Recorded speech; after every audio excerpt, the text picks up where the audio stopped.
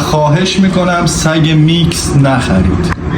هیچ جای دنیا اجازه نمیدن شما دو تا نژادی که هیچ ربطی به هم دیگه نداشته باشن و با هم دیگه ترکیب کنید. توی ایران ما دو نوع شخص داریم که دارن پرورش انجام میدن. یه سری اصولی هن تک نژادی کار میکنن، تمام قواعد و قوانین رو انجام میدن، زیر نظر دامپزشکن، و یه سری به قول شما توله‌کش داریم. این توله‌کشا چجوری سرپا موندن؟ با حمایت شماها این که میرین سگای میکس رو میخرین و اینا تو بدترین شرایط دارن نگهداریشون میکنن.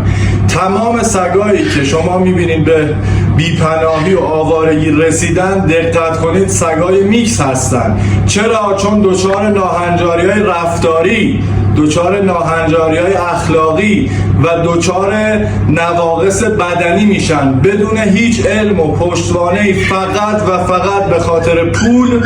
چون هزینه‌شون کمتر میشه، قیمت‌ها میاد پایین و درخواست سگی که قیمتش پایینه بسیار بالاست. من تمنا میکنم سگ ارزون و میکس نخرید. بذارین ریشه این توله‌کش هایی که به صورت غیر اصولی دارن این کار انجام میدن خشک بشه. در ویدیو بعدی معایب دیگه خریدن سگ میکس رو بهتون میگم. ممنون که با ما همراهید.